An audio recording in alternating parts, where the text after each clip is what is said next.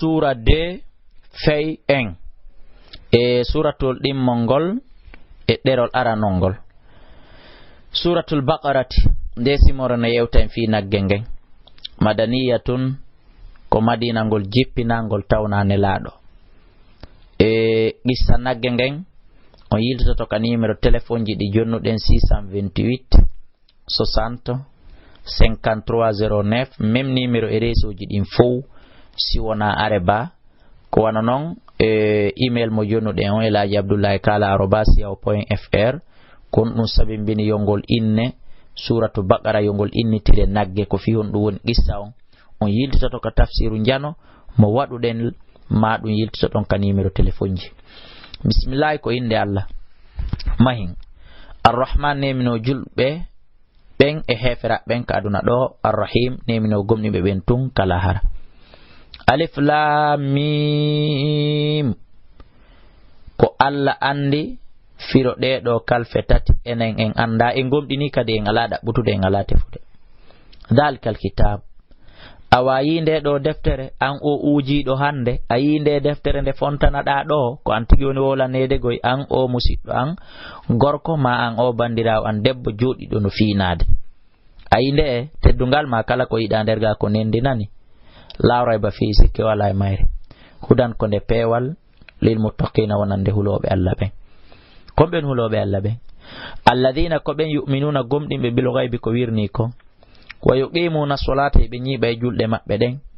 wa mimma razaqnahum yoga ko men arsi kebe kon yunfiquna hibe ita sadaka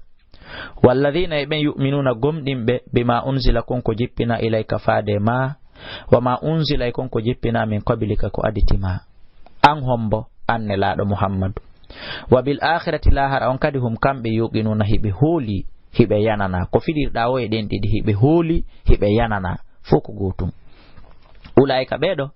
ala hudan benu e do pewal min rabbihim imorde ka jomi mabbe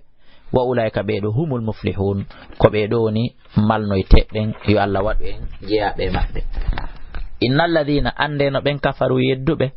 sawa'un no fota ter akhi alayhim edo mabbe a andartum wajida be o am lam tundirum awajaki be no fota ter la yu'minuna be gomdinta ko fi hunnu khatama Allah ko ba Allah on bino ti ala gulubim edo berde mabbe den wa ala sam'im edo noppi mabbe din wa ala absarim edo gite mabbe den yaghshawatun cuddi majjere walahum hina wodani be adabul lette azimun maunude issa hino do kati on nodday ka numéro téléphone 657 60 53 09 même numéro e réseau ji din fosi ona areba ma yiltito don ka tafsiru njano wa minan nas no jeya yimbe be man yaqulu be no wi amanna min gomdini billahi Allah wa bil yawmil akhir e nyalande sakkiti nenen wa ma hum tabe onali bi mu'minina gomdimbe be fenay yukhadi'una Allah e wi mabbe hibe jamfaade Allah walladina ben amanu gomdimbe be fenay wa ma yakhda'una be ala jamfaade illa anfusam sona hore mabbe kono wa ma yash'urun be so'a andude woni ko hore mabbe be on jamfaade fi qulubihim hino kander berde mabbe maradun nyawna figako fazadahumullah Allah on beydani be maradan nyawna figako walahum hino wodani be adabul lette alimun musude bima kanu sabukon ko be lati yakdibuna hibe fena wa idha qila lahum sibayatama la tufsidu wa ta'bunu fil ardi kalidi qalu be inna ma nahnu andena menen muslimuna men mojjina yoni nani ala faamu innahum no kambe humul mufsidun ko kambe tigi woni bonnobe walakin ko woni la yashkurun be so a andude ko kambe woni bonnobe wa idha qila lahum sibayatama aminu gomdine kama amana nas wano yimbe gomdimbe ben gomdiniri non balu be jabo anu'minu emen gomdinai kama amana sufaha wano njoho ben gomdiniri non me watadu kambe ko be faami kala natudo dina jabudo dina on ko njofo ko bulaw o andago dum Allah jabani en enen gomdimbe ben enen julbe ben enen gollitirbe alqur'ana e sunna ala faame innahum no kambe humus sufaha o kambe tigi woni jofo ben walakin siko woni la ya'lamuna bi anda wa idha laqul ladina sibi futti e ben amanu gomdimbe ka hore lawol qalu be hey amanna menen men gomdini ko ene hunde wotere nden wa idha khalaw sibe weddodi ila shayatin sibe ruttike ila shayatin faade saytanuji mabbe din qalu be he menen so yime woli dum men jalay ben ko jalnori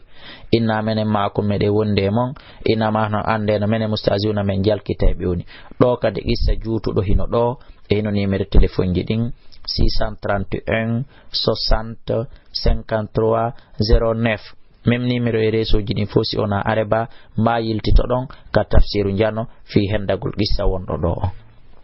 Allahu Allah yastazi'u bihim o yoboya be joddi jalede mabbe den waya mudduhum o accabe fi toyanim e der bere mabbe den ya'mahuna harako be wemube ma dum ya'mahuna haray be rutinno fo mudun no selli ulaika alladhina ko ben woni ben istaraw dalalata subi be majjere den sodo be majjere den baawo Allah tagidi be pewal be jetti pewangal be yeeyingal be sodi majjere sodir be majjere den bil huda pewangal be mana be itti majjere den be yeey be sodi be itti pewangal be yeey be sodi majjere den o commerce do o do faamaaki ko do wadi Qur'an wi famara be do no e balto no few tijaratum julanka ko mabbe ngun wa ma kanu awakade be onal muhtadina fewbe haray ko do woni ko fey en on woni ko gasi rewto den dum do musibbe julbe awa gokkun ha waawen wata en hawju kala ka signalad en qissa hino wodi en nodda numéro téléphone ji accitaadi don dimma yiltito den ka email ma yiltito